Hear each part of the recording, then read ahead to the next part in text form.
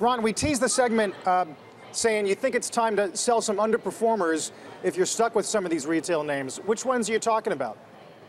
Yeah, I don't want to be specific about which stocks because we won't know till the holiday's done how people did. But this is a perfect season for a physical retailer. You've got full employment economy, you've got the middle class tax cut that happened this year, you've got a situation where adoption of technology has slowed. That creates open to shop for other categories. You have cold weather. You got people coming back to stores. So my point is, if you don't have an exceptional holiday, your New Year's resolution might be to cut the stock. Because if you can't win in this situation, it'll probably get tougher in the year ahead. The consumer is good, though, right? You feeling pretty good on these last days of the holiday season?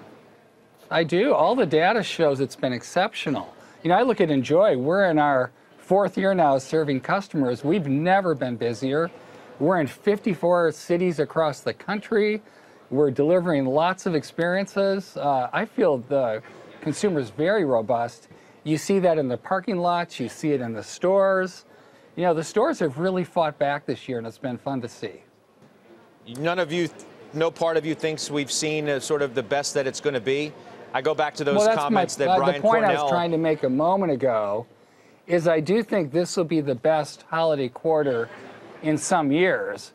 And I think as you look forward, it's more likely than not that the economy will get a little tougher with all the tariff talk, with just the way things are going. Ron, how about Amazon? It seems like we start every year wondering whether or not other retailers have begun to pick that lock. Are we going to look back and say this was the year they started to do it at scale? Yep. I said this last time. This is the first year in a decade where the physical retailer has the upper hand. And it's not from any one thing. It's been that continuous improvement in making the store experience and the online integration better. I was at Target early this morning, and the sign out front says, priced right every day. They talk about the online store, the integration, buy online, pick up in store. Over 2/3 of their online orders are shipped from a local store to you, so it's super fast and low cost. And so stores are getting better and better. I was at the Apple store, and I hadn't got a new watch for a while, and they've totally changed how they merchandise the watches. They used to be under a glass box. Now you can try them all out, and I got my new watch, and I just love this thing. I do my EKG all the time because I have to, but the reason I can do that is because I learned how to do that in the Apple store. So stores are fighting back, and they've got the upper hand. Now you're talking your old book now. That's like Apple selling the watches again. Yeah. I still love Apple. What do you make of... Yeah, well, that's obvious. What do you make of what we've witnessed with Apple? A definite change in sentiment, sort of real concerns about the state of the iPhone and then the strength in that market. That's one of the stocks from, that we talk about all the time that's had a real hard time lately. What do you make of it? Yeah. Well, it has. No stock goes up forever. Apple got to be the first $1 trillion market cap company. It's not inevitable that there won't be some movement in the stock price. And we've seen a big one this holiday on rumors that the iPhone is slowing down.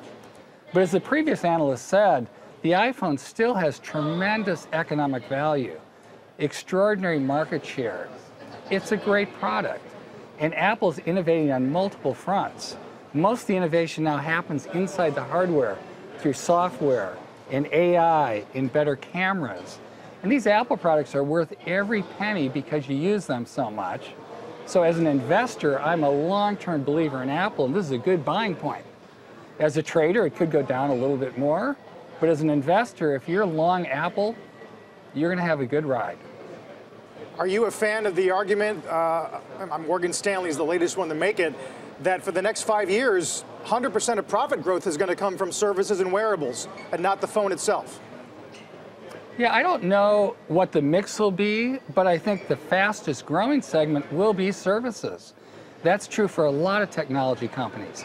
That's becoming true for Amazon through advertising.